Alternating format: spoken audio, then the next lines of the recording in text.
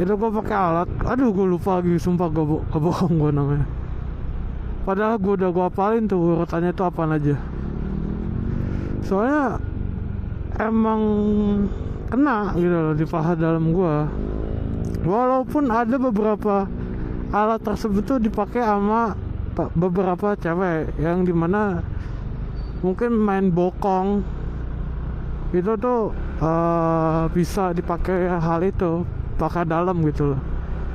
Paha dalamnya mungkin bisa, tapi kalau ketika cewek itu latihan menggunakan alat itu tuh badan cewek itu akan mencolong ke depan, yang gue pelajarin ya. Dan beberapa orang anak-anak gym cewek yang gue lihat tuh kalau ada untuk main glutes itu tuh mereka akan condong ke depan itu.